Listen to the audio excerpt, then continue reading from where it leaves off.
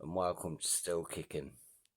Today is Monday the 13th of May 2024 and I'm about to make my phone call to taxi licensing for Coventry to make a complaint about my experience I had with a licensed taxi driver on the 9th of May 2024.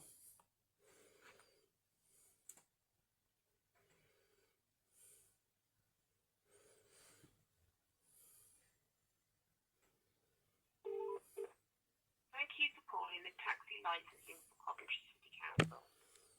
If you've been requested to produce a code for a driver's application regarding the DBS, DVLA, HMRC or right to work, please refer to the information that you will have been given. If you wish to book an MOT inspection or a retest, please go to www.coventry.gov.uk/hackney-ie-taxi-private-hire-licensing. If you're a member of the public and you have a complaint regarding a taxi driver or a journey, please complete the online complaint form at www.coventry.gov.uk/taxi licensing complaint. Or if you want a hard copy, please stay on the line to speak to a member of the taxi licensing team. For all of the queries, please stay on the line to speak to a member of the taxi licensing team. Thank you.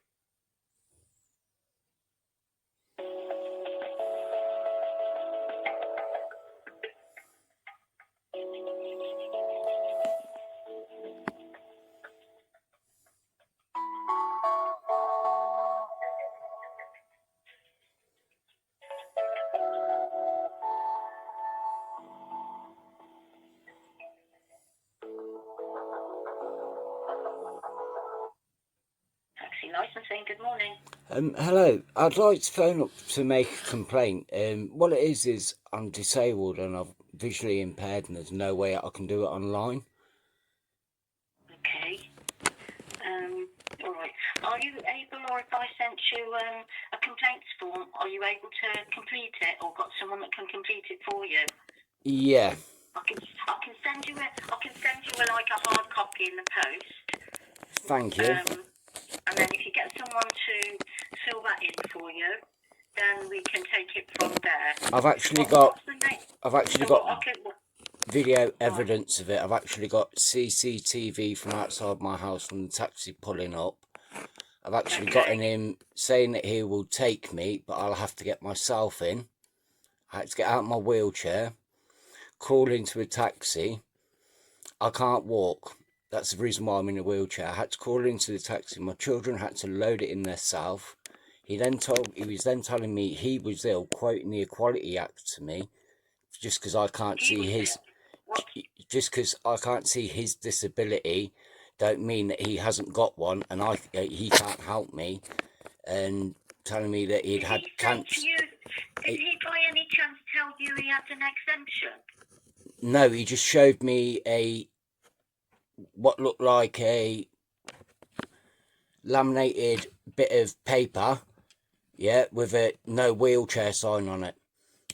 That's his exemption certificate. So why is he picking up for? Did you book it to an operator? Yep, through Central Taxis. I've actually got the booking reference number here if you want it. Oh yeah, please, yeah. The booking reference. One moment, I'll just have to go into the gallery and enlarge it because I can hardly see.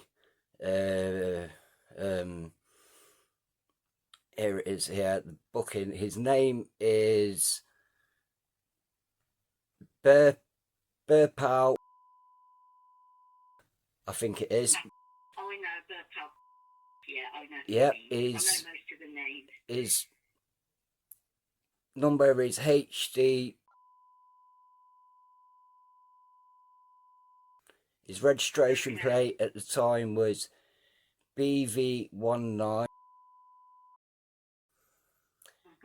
Taxi licence number to Coventry City Council was number. He picks up from at just gone 11 o'clock, and the booking reference was #7044.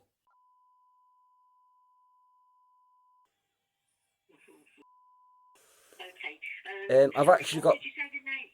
I've got. Did you say the name of the road was? We are a regular user of central taxis Essential. as well. Both me and my mother are both disabled. Okay. I've got a 29. I've got a brain tumour, visually impaired. My legs have gone now with my upper motor neuron tracts being affected, so my legs don't work. I get major spasms and all that. When I was actually in the taxi, I wasn't shackled in or anything. Yeah, when he went round the corner near the. So he didn't put the. So there was no seatbelt on, right? No seatbelt, no shackles, no nothing. He was very abusive in the taxi, telling me. I asked him why was he picking up for a pre-booked black cab. It should be a wheelchair accessible vehicle. Yeah, if he's unable to do it, and he says, "What's it got to do with me?" I says, "Because I've got it, I've got it audio recorded because he was being that gobby in the taxi. I started audio recording him, and then when I got out the taxi, I fell off the seat because I had to transfer so I could get my wheelchair out the taxi. I actually fell, and then when I fell the second time, he actually got out the taxi, come round, and started trying to act all concerned. And this is when he was dropping me off at the hospital. You go to the hospital. I've put it all together in a video, and I've actually put it out online. I haven't doxed him or anything like that. I've been very discreet about it all. But honestly, I ain't very happy with the service at all.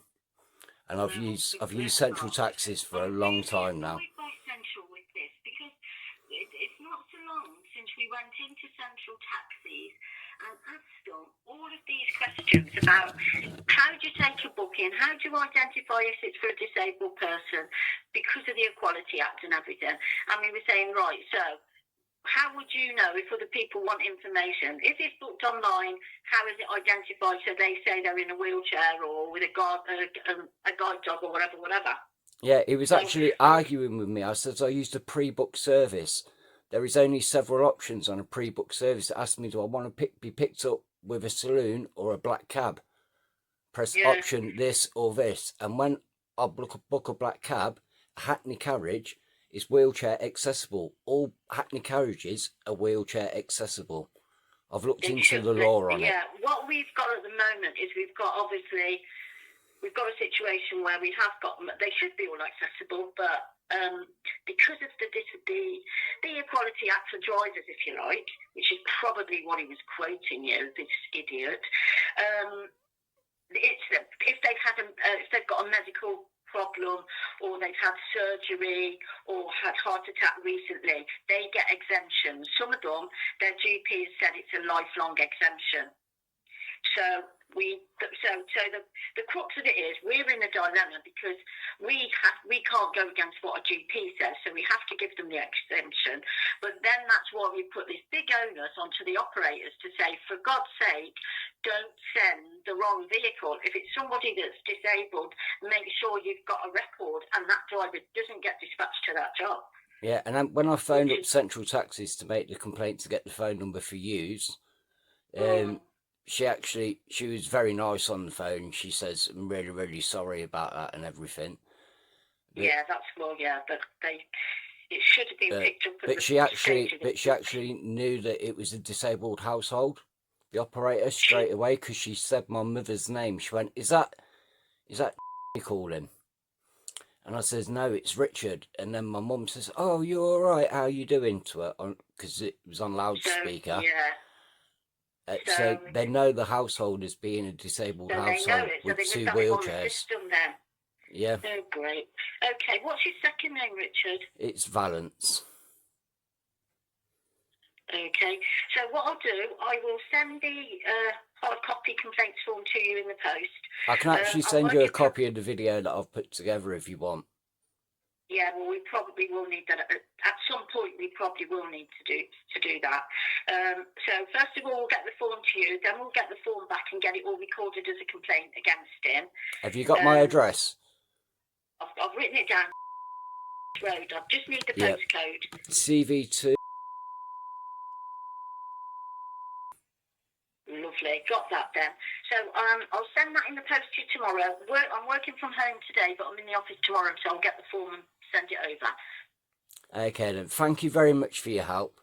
You're welcome, and once again, I'm really sorry this has happened. We try so hard to make these things not happen, and yet they do. So I know, because it's just this is bad because that he got dispatched in the first place. I know, but as a disabled person, probably didn't help either. No, when he pulled up, he had an attitude from the second he pulled up.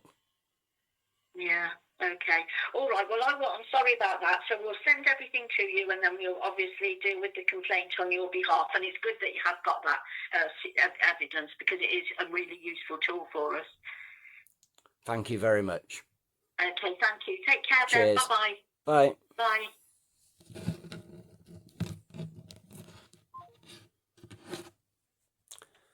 Now that's the complaint now lodged.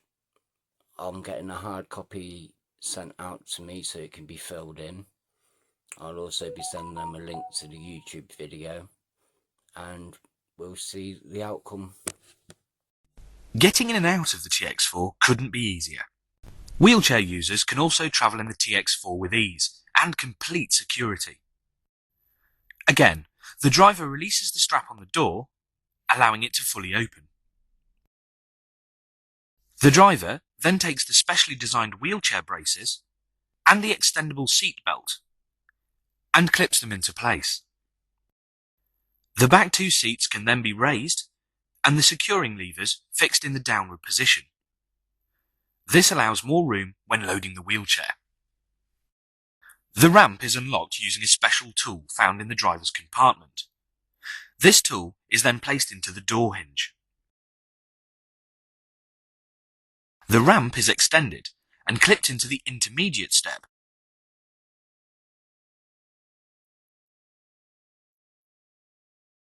The low floor line means the ramp is at a shallow angle, making it easy to load the wheelchair into the taxi.